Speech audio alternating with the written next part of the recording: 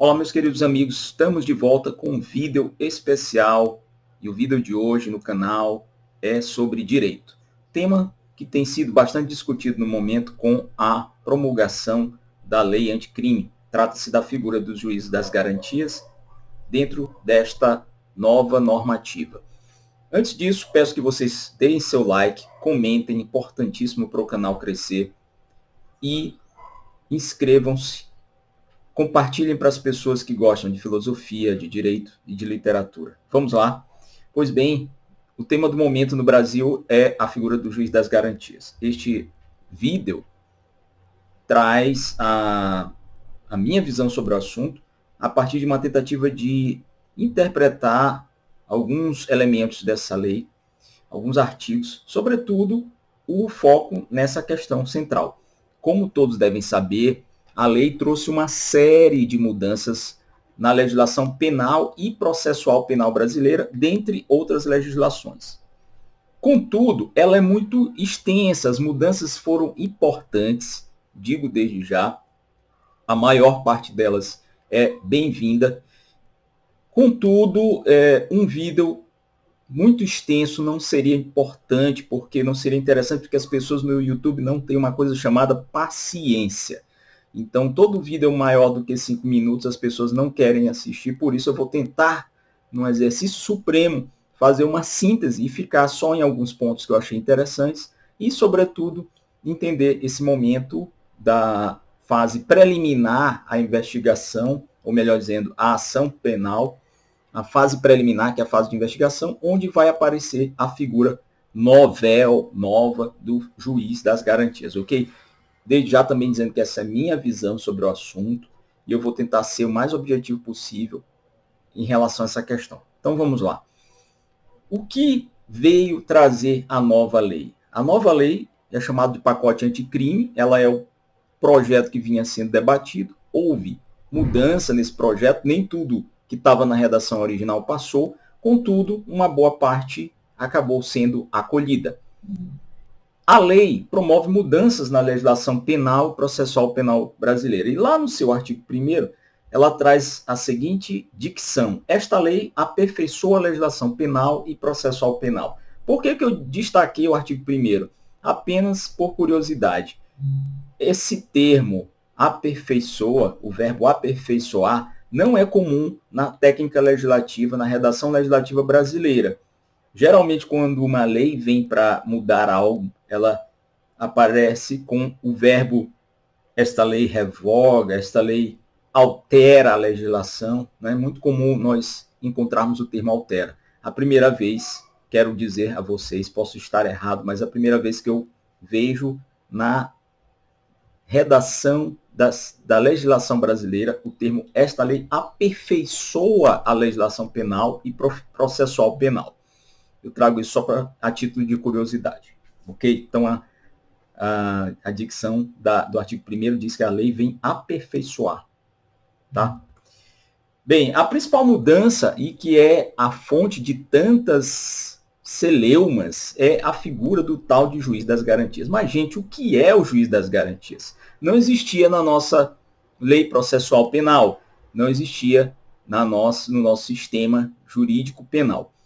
A lei diz que ela vem introduzir a figura do juiz das garantias, que terá a responsabilidade de fazer o controle da legalidade da investigação criminal e de salvaguardar os direitos individuais do acusado.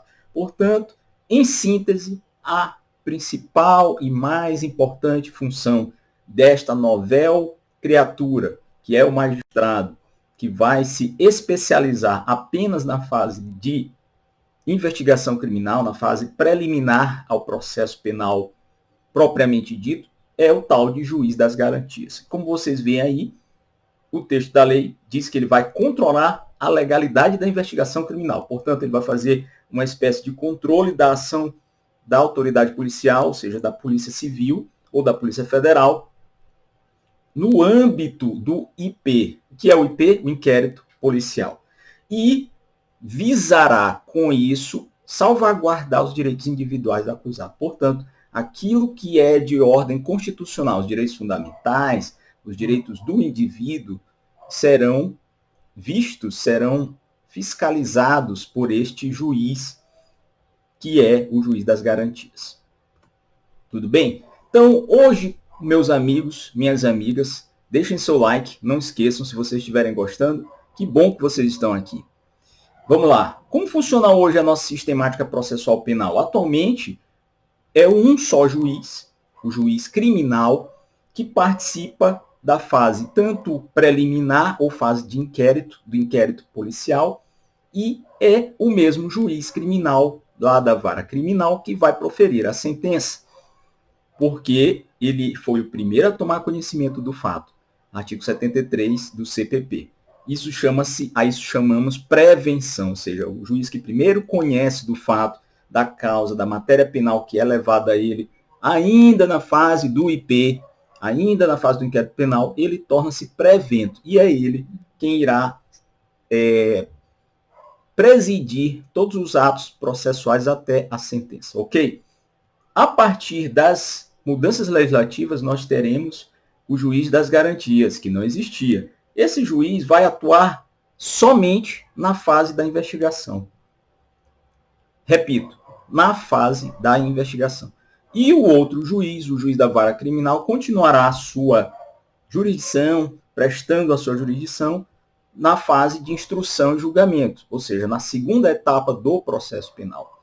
Ele será o juiz do processo que vai julgar o caso.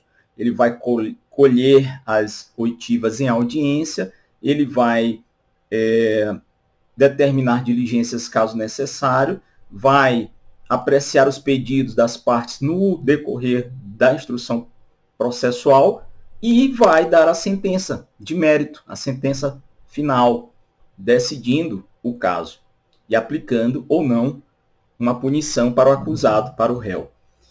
Portanto, meus amigos e amigas, teremos essas duas figuras no processo crime. O juiz das garantias que surge agora e o juiz do processo que continua a existir fazendo tudo o que já fazia. E ele terá ampla liberdade em relação ao material colhido na fase de investigação, ou seja, o que o juiz de garantias fizer, ele pode, se entender diferente, fazer de outra forma, decidir de outra forma, determinar outras diligências. Enfim, ele vai ter a liberdade de convencimento, a liberdade de atuação dentro dos limites da lei, obviamente, da mesma forma que o juiz de garantias terá na fase preliminar. Tudo bem? Então vamos à frente. Queridos, queridas, que bom que vocês estão aqui conosco até agora. Muito bom tê-los ainda conosco neste minuto do vídeo. Vamos lá? Cria-se uma divisão do trabalho de caráter autônomo ou independente. Foi o que eu acabei de dizer em relação aos dois magistrados. Isto é, os atos que o juiz de garantias praticar, eles não vão adentrar os atos de julgamento do juiz de julgamento, do juiz da instrução. Da mesma forma como os atos do juiz da instrução, por uma razão lógica e cronológica, óbvio, né, que se darão depois, não vão atingir diretamente o que já fez, pelo menos na parte presencial e oral, nós vamos entrar isso mais na frente nesse detalhe, da liberdade de atuação, que também terá o juiz de garantias. Ok? Então vamos em frente. Que bom que vocês estão aqui conosco. Como pano de fundo dessa lei, nós vamos ter um conflito entre os valores da segurança jurídica, da segurança do investigado, dos indiciados, e o valor da liberdade. Essa mudança na lei, preza muito pela liberdade dos indivíduos, vocês vão notar. A constatação que eu tiro de uma primeira leitura do texto legal é o seguinte: essa alteração que foi feita na lei, ela simboliza uma vitória do garantismo penal, de seus princípios e de seus valores básicos. Falo isso sem nenhum ranço, falo isso sem nenhuma crítica, falo isso apenas como constatação e sem medo de errar. A presente alteração legislativa, que a própria lei chama de aperfeiçoamento do direito penal e processual penal brasileiro é uma vitória de todos aqueles que defendem a filosofia jurídica de pensamento criminal ligada ao Luigi Ferraioli, o italiano Luigi Ferraioli, e o nosso Zaffaroni aqui da Argentina. São duas figuras simbólicas dentro daquilo que no direito convencionou se chamar de garantismo penal. São pessoas que são contra o encarceramento, são juristas que são a favor da abolição das penas, quanto menos penas melhor, quanto mais gente na rua melhor, que a pena não ressocializa mesmo, a punição, o encarceramento, então, e que deve-se sempre seguir os preceitos constitucionais dos direitos humanos fundamentais, dos direitos dos indivíduos e garantir a todas as pessoas que sofrem algum tipo de persecução criminal todos esses direitos de forma ampla e restrita.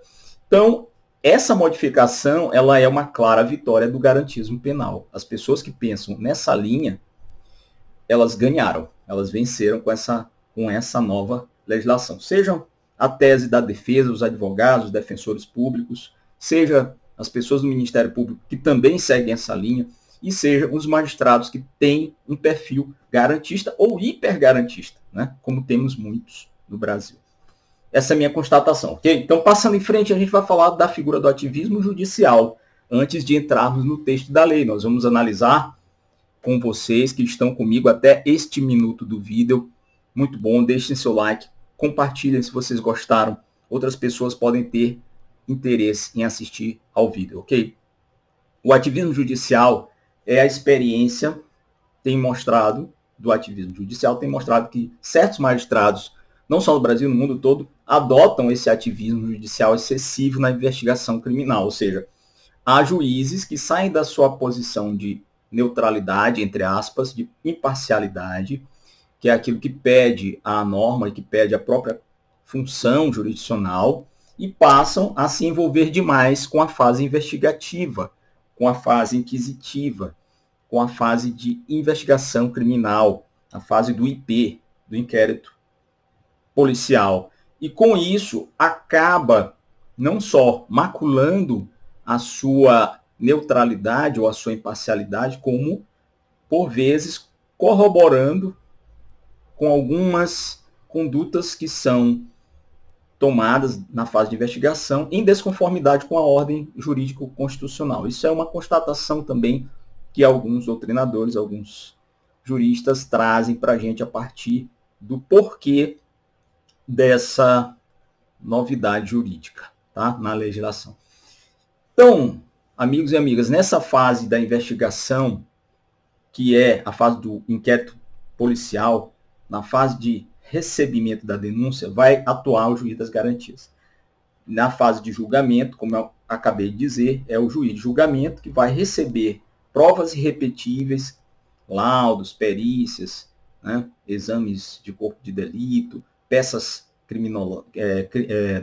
dos institutos criminológicos, aquelas coisas que tem que ser feita para colher os indícios, as provas, os vestígios, né, de materialidade do delito, essas provas irrepetíveis, as medidas de obtenção de provas e a antecipação de provas, elas serão recebidas pelo juiz de julgamento. Tudo o mais que for feito na fase de investigação e recebimento da denúncia pelo juiz de garantias ficará na secretaria própria com ele. O restante, né, ou seja, fica com o juiz de julgamento. Então, uma parte desses atos praticados dentro desse momento do processo vai ficar com o juiz e outras provas e outros documentos necessários à formação da convicção do magistrado que vai julgar irão para ele. A outra questão é o acesso às partes. A novidade legislativa traz um amplo acesso às partes, o indiciado, o investigado, seu advogado, o Ministério Público, enfim, terão amplo acesso a tudo que estiver com o delegado, com a fase investigativa. E a outra questão que vem muito forte nessa inovação legislativa é o princípio da oralidade. Nessa fase do juiz de garantias, que é a fase preliminar da investigação, tudo que ele produzir vai ser, em sua grande maioria, isso nos indica a lei, de forma oral e presencial em audiência. Então, quase tudo que for ou vier a ser acertado entre o acusado, ou melhor, entre o indiciado e o seu advogado e o Ministério Público, vai ser feito na presença do juiz em audiência de forma oral. Portanto, a mudança na lei processual penal vem para transformar o nosso sistema de um modelo inquisitório ou inquisitivo e de um procedimento escrito, que é o inquérito policial, em algo que agora vai se sustentar na oralidade, que deverá presidir os pedidos, normalmente em audiências presenciais, como eu já havia dito, ou por videoconferência, em algumas exceções justificadas. Portanto, meus amigos e amigas que estão comigo até agora neste vídeo, o princípio da oralidade é a marca do inquérito policial a partir de agora. Não mais tudo sendo levado a termo, sendo reduzido a termo. A lei fala muito em audiências presenciais e em oralidade, ou seja, na prática de atos perante o juiz de garantias, com a defesa, com o Ministério Público, com o indiciado ou investigado, oralmente, ou seja, expressando-se verbalmente, falando, apresentando o contraditório, se defendendo, enfim. Outra mudança que a lei traz é a questão da tramitação do inquérito policial. Não mais no tripé que existia hoje, que era da delegacia para o Ministério Público, do Ministério Público para o juiz, do juiz para o Ministério Público, do Ministério Público para a delegacia. Então, tudo que o delegado pedia tinha que passar por essa sequência, esse triângulo, esse tripé. Hoje, com a nova lei, a partir da sua vigência, a tramitação do inquérito policial e dessa primeira fase, essa investigação preliminar, antes da ação penal iniciar, vai se dar toda entre a autoridade policial, ou seja, o delegado de polícia, seja o civil, seja o federal, e o membro do Ministério Público. Não passará pelo juiz. O juiz lembre-se, ele é provocado, ele só atua por provocação, ele é uma personalidade inerte, ele não age de ofício, ele aguarda a provocação ou da autoridade policial ou do Ministério Público. Portanto, esse juiz aí, o juiz de garantias, ele não vai ser um ativista judicial nesse sentido, né? Ou seja, ele continua a manter aquilo que é norma, que é regra, que é lei na atuação jurisdicional ou na atuação judicialiforme, né, como querem alguns juristas. Ele vai ter que receber a provocação desses dois. Mas antes, tudo no plano da investigação vai tramitar diretamente entre a autoridade policial, que investiga os indiciados, os acusados, e o próprio Ministério Público.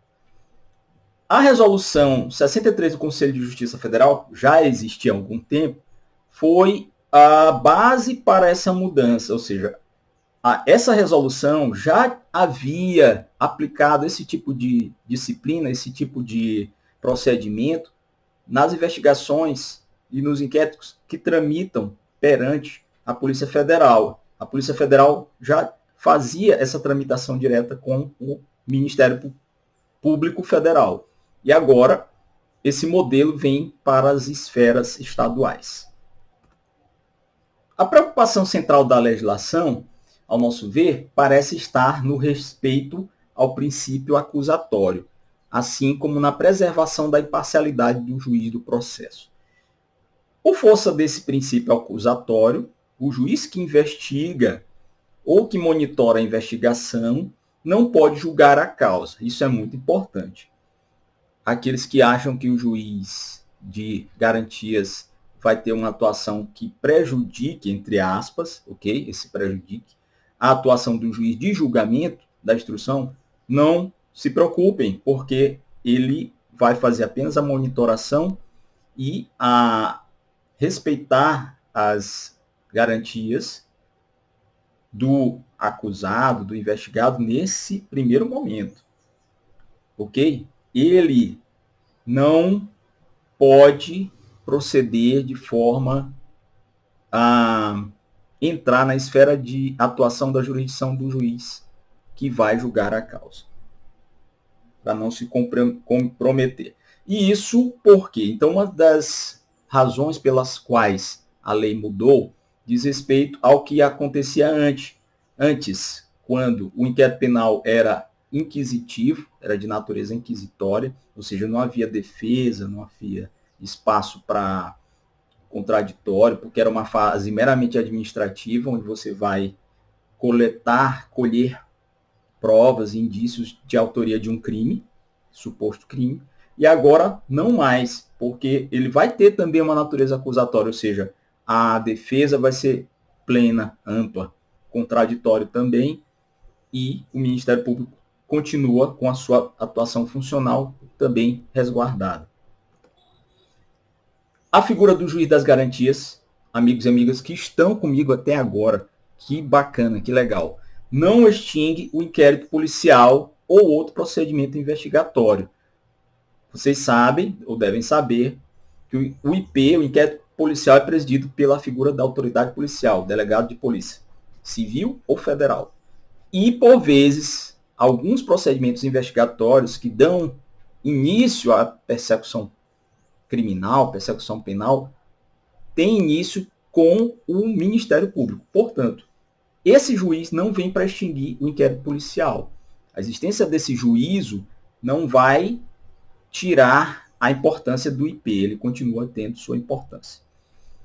E, como já falei, essa fase preliminar, aí sim é uma mudança muito forte, ela vai ser muito focada na oralidade e não na redução a termo de todos os atos, como era ou como vem sendo o inquérito penal até aqui. Não sei quais serão os reflexos disso no futuro, porém é algo que nós temos que aguardar para ver qual vai ser a influência disso no inquérito penal, ou melhor dizendo, também como é que isso vai acontecer na prática com o juiz de garantias. Esse respeito a um princípio da oralidade.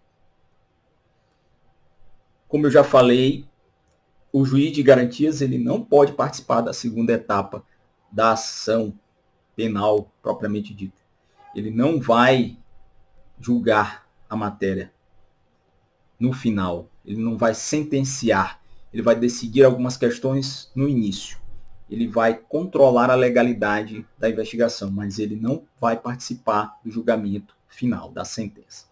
Ele, diferentemente do que acontece no atual sistema, também não ficará prevento para ação penal futura, ou seja, porque ele tomou contato com aquela matéria, não quer dizer que ele vai ser necessariamente aquele que vai sentenciar a matéria, não.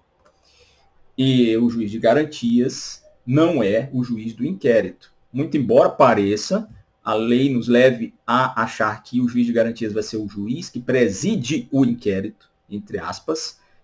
Quem preside o inquérito é a autoridade policial.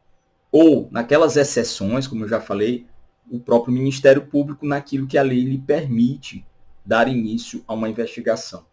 E nunca o juiz. O juiz ele é inerte. Ele tem que ser provocado para ele se manifestar. Ele não entra na tramitação do IP e na comunicação entre polícia e Ministério Público. Ele não entra. Okay? Ele não pode interferir. Só para resguardar os direitos e garantias individuais dos indiciados. Ele será, portanto, responsável pelo exercício das funções jurisdicionais relacionadas com a tutela imediata e direta dessas garantias. Essas mudanças, caros amigos aqui do canal Roger Filósofo, elas serão aplicadas a todos os procedimentos criminais, todos os tipos penais previstos, todos os crimes, exceto aqueles de menor potencial ofensivo, que continuarão sob a responsabilidade dos juizados especiais. Alguns artigos para a gente ter uma visão mais direta, tá? dessa lei. E como eu estou falando só do juiz de garantias, eu extraí aqui das mudanças, desse aperfeiçoamento na legislação, só o que diz respeito mais diretamente a essa figura e algumas questões ligadas também a ele. Então, o artigo 3º traz a seguinte redação. O processo terá estrutura acusatória, vedadas a iniciativa do juiz na fase da investigação e a substituição da atuação probatória do órgão da acusação. Então, tudo aquilo que eu já falei antes, processo agora terá todo ele natureza acusatória, e não mais como antes, na fase preliminar inquisitiva ou inquisitória, e na fase de instrução e julgamento, a estrutura acusatória. Não, agora todo o processo penal, desde o IP até a sentença, vai ser todo de natureza acusatória. O que quer dizer que a ampla defesa, contraditório, serão a marca desse processo penal. O artigo 3º-B, que fala do juiz das garantias, diz lá o que eu já falei para vocês. Ele é responsável pelo controle da legalidade da investigação criminal, pela salvaguarda dos direitos individuais, cuja franquia tenha sido reservada a autorização prévia do Poder Judiciário. E aí vem um rol de coisas que ele vai ter a função de exercer. O que vai fazer o juiz de garantias? Receber a comunicação imediata da prisão de alguém. Ok, isso daí não é novidade nenhuma, já está lá na Constituição, no artigo 5º. Ele vai receber o auto de prisão em flagrante para fazer justamente o controle da legalidade da prisão, que já é feito nas audiências de custódia hoje pelos juízes das centrais de inquérito, em vários lugares do Brasil. Ele vai zelar pela observância dos direitos do preso, ok, para isso que ele surge. Ele será informado da instauração de qualquer investigação criminal, então tudo que o MP ou a própria polícia der o start, iniciar a título de investigação, ele vai ter que ser informado. Ele vai decidir, e aí sim, olha só, ele não vai sentenciar no final, ele vai decidir sobre requerimento de prisão provisória ou outra medida cautelar que seja feita nessa fase de investigação, na fase preliminar. Ele pode prorrogar a prisão provisória de um indiciado, de um preso, de um acusado, ou ele pode prorrogar outra medida cautelar, qualquer que haja sido aplicada, bem como ele pode substituí-las, revogá-las, se assim entender, assegurado o exercício do contraditório em audiência pública e oral. Eu destaquei aí, como vocês estão vendo, a audiência pública e oral. É uma marca dessa alteração na lei. Audiência pública e oral. Então, o princípio da publicidade, da audiência, e o princípio da oralidade, não mais a audiência reduzida a termo, tudo escrito. Então, quero crer que as audiências deverão ser gravadas, o áudio e vídeo, e isso vai ser registrado. E menos coisas escritas. Não quer dizer que não haja uma assentada, uma ata com o resumo do que ocorreu naquelas audiências, do que ocorrerá nessas audiências. Não quero dizer que isso não existirá, porém, a base disso tudo vai ser no princípio da oralidade. Ele vai decidir sobre o requerimento da produção antecipada de provas, consideradas urgentes e não repetíveis, assegurado o contraditório à ampla defesa em audiência pública e oral, de novo aí, reforçando ali o caráter da oralidade. Prorrogar o prazo de duração do inquérito, se assim entender. Vai determinar também o trancamento do inquérito penal. Então, o juiz de garantias pode mandar trancar o inquérito se ele entender que não há razoável fundamento para que ele seja instaurado e prossiga. E pode também requisitar documentos, laudos, informações ao delegado de polícia sobre o andamento da investigação. O único momento em que ele age de ofício, entre aspas, né, que ele não precisa ser motivado, ele vai buscar essas informações. E decidir sobre os requerimentos e aí tem essa lista aí, né? A linha A, B, C, D, E. Interceptação telefônica, outras formas de comunicação, afastamento do sigilo fiscal, bancário, dados telefônicos, busca e apreensão domiciliar, acesso a informações sigilosas, outros meios de obtenção de prova, outros, né? Então vai ficar em aberto aí. E é isso que ele pode decidir sobre esses requerimentos que vierem das partes. Ele pode também julgar um habeas corpus impetrado antes do oferecimento da denúncia, ou seja, antes do Ministério Público entender que aquele indiciado deva ser réu numa ação penal e dar início ao processo penal oferecendo a denúncia contra ele, e pode ser pedido habeas corpus, e esse juiz de garantias vai ser o competente para julgar esse pedido. Ele pode determinar a instauração de incidente de insanidade mental e decidir sobre o recebimento da denúncia ou queixa. Aqui, uma outra novidade. Antes, era o juiz da instrução que recebia a denúncia ou queixa. Agora, é um juiz de garantias que vai receber essa denúncia ou a queixa-crime e vai decidir sobre essa denúncia, ou se ele recebe ou se ele não recebe. E antes, não era ele que fazia isso, agora vai ficar a cargo dele. Ele vai assegurar prontamente o acesso a todos os elementos de informativos e provas produzidos no âmbito da investigação criminal, salvo aqueles que tiverem diligências em andamento. Ou seja, como eu já falei para vocês, o princípio do acusatório vai ser a grande mola mestra dessa fase de investigação preliminar. E a defesa vai ter acesso a tudo quanto é prova, tudo quanto é coisa que tivesse produzida lá. Tudo quanto é informação. Só não aquelas em que as diligências que tenham que ser sigilosas, para que não se ponha a perder todo o trabalho da polícia, não possa ser dada a ele essa informação. Mas, no mais, as defesas terão acesso a todos os atos informativos que tiverem sido produzidos nesta fase, amplamente. Então, isso daí vai mudar bastante o andar da carruagem. E também ele pode deferir pedido de admissão de assistente técnico para acompanhar a produção da perícia. Uma novidade legislativa que eu trago aqui para vocês está no inciso 17, que fala sobre a homologação. Esse juiz de garantias pode decidir sobre a homologação de acordo de não persecução penal ou os de colaboração premiada quando formalizados durante a investigação. Então, meus amigos, vocês já sabem, por todas as notícias das investigações da Lava Jato e outras investigações mais que a polícia tem feito, que nós já temos a famosa colaboração premiada. Ok. Mas agora a lei traz também, além dessa, o acordo de não persecução penal, que é uma possibilidade que tem o investigado, o indiciado, de fazer um acordo com um membro do Ministério Público para obter alguns benefícios, algumas benesses, algumas regalias processuais, penais, e ele faz esse acordo na fase inicial, que é essa fase de investigação. E esse acordo vai ser homologado pelo juiz de garantias.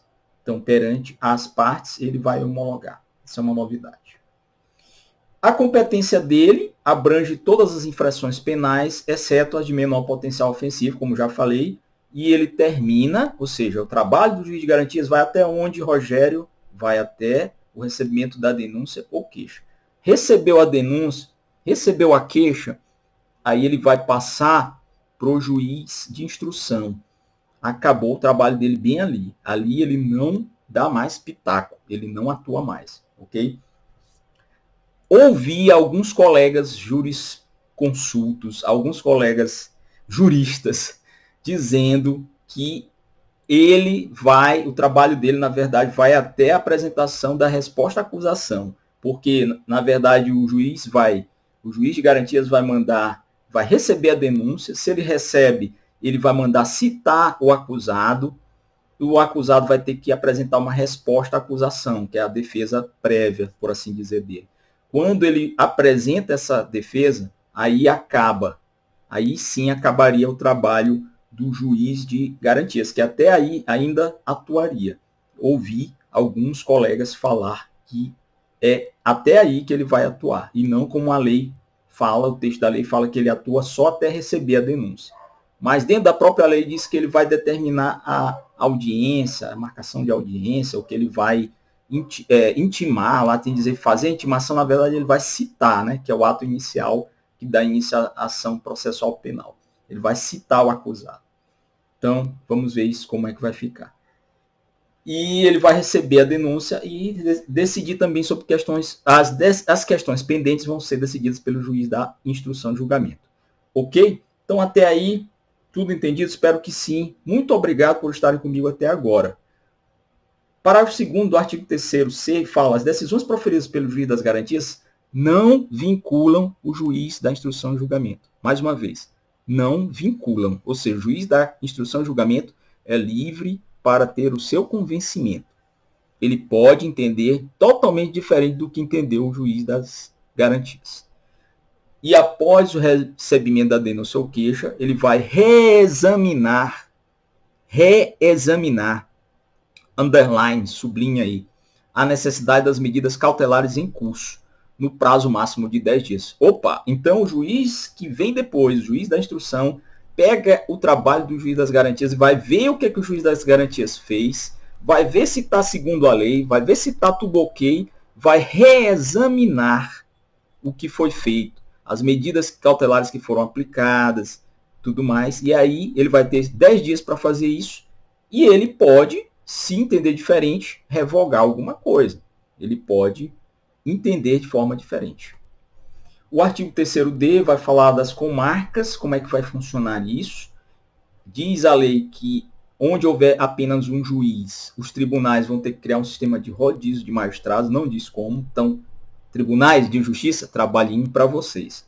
E o artigo 3º é, o juiz das garantias será designado conforme as normas de organização judiciária da União, dos Estados, do Distrito Federal, observando critérios objetivos a serem periodicamente divulgados pelo respectivo tribunal. Então, aqui entra o critério para a escolha dos juízes de garantia, que vão ser juízes especializados. Eles vão ter uma secretaria e uma vara próprias e vão tornar-se juízes especializados nessa fase do IP, do inquérito policial e das investigações preliminares.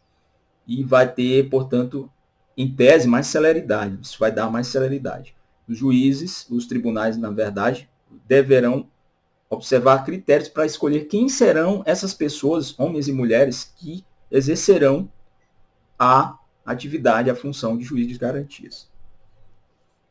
E o artigo 3º-F vai falar que ele deverá assegurar o cumprimento das regras para o tratamento dos presos, impedindo o acordo ou ajuste de qualquer autoridade com órgãos da imprensa para explorar a imagem da pessoa submetida à prisão. Aqui entra a questão da imprensa. Sempre a imprensa que faz vazar uma série de documentos policiais. É fácil, né? Tudo vai parar na televisão. Áudio, vídeo, termos de delações. Com isso, a lei pretende dar um certo freio, porque o juiz de garantias vai ter que impedir que a imprensa faça acordo com indiciados, com investigados, para poder divulgar coisas que são sigilosas ou que estão sob investigação. Parágrafo único diz que, por meio de regulamento, as autoridades deverão disciplinar em 180 dias o modo pelo qual as informações sobre a realização da prisão e a identidade do preso serão, de modo padronizado e respeitada a programação normativa aludida no caput deste artigo, transmitidas à imprensa, asseguradas a efetividade da persecução penal, o direito à informação e a dignidade da pessoa submetida à prisão. Esse parágrafo único vai falar de novo sobre a questão da imprensa e que as autoridades vão ter que regulamentar, vão ter que disciplinar a forma como as informações de investigações em trânsito, em trâmite nas delegacias ou no Ministério Público, como é que a imprensa vai receber essas informações e como ela deve passar.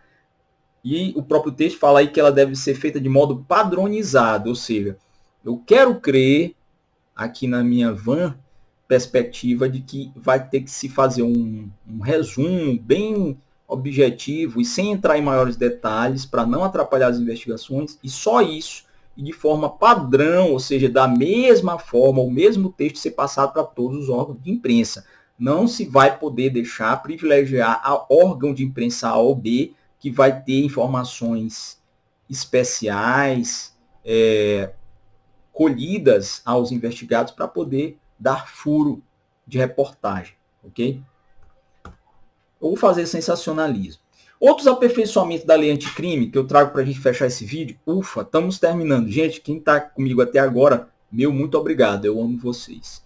Outros aperfeiçoamentos da lei anticrime, para quem quer saber um pouco mais além da questão do juiz de garantias, né, que muita gente está batendo cabeça aí, não sabe o que é. Tempo máximo para cumprimento da pena, agora pena privativa máxima de 40 anos. É uma das novidades do pacote anticrime, da lei anticrime. Não mais 30 anos, que era o limite da lei nossa, que é de 1941. A expectativa de vida no Brasil à época era pequena, pouco mais de 40 e poucos anos, 46.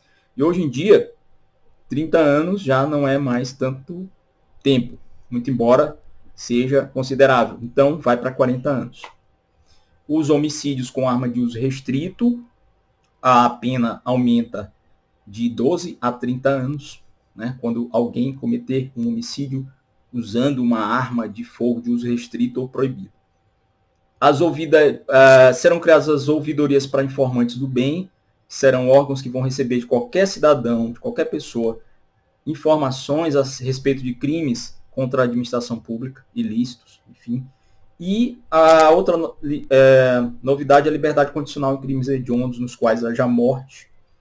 A lei vai impedir que condenados por crimes hediondos com morte recebam liberdade condicional.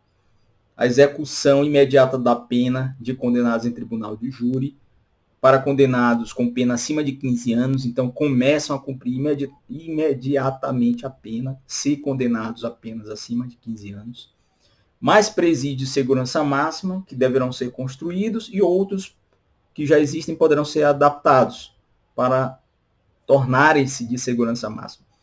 Presos perigosos deverão ir para os presídios federais e ficarem por um período maior, 3 anos no máximo, renovável por mais 3 anos. Os crimes contra a honra, penas por crimes contra a honra cometidos na internet podem ser triplicadas, isso é importante saber.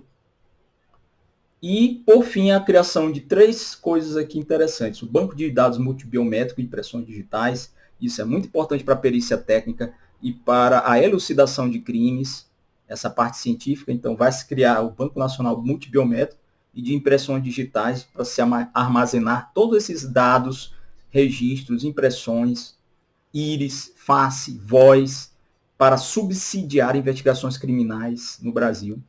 Também o Banco Nacional de Perfis Balísticos para cadastrar arma de fogo e armazenar dados a projéteis relacionados a projéteis e estojos de munição deflagrados por armas de fogo. E, por fim, a criação de uma chamada cadeia de custódia, que é um conjunto de regras que vai servir para manter e documentar vestígios coletados em locais onde ocorreram crimes. Ok? Meus amigos, muito obrigado. Espero que tenha servido para esclarecer algumas questões sobre a figura do juiz de garantias e sobre as principais alterações desta lei anticrime, que tem muito mais coisas, só que não caberia num só vídeo. Grande abraço, compartilhem, deixem seu like, comentem, inscrevam-se no canal e até a próxima.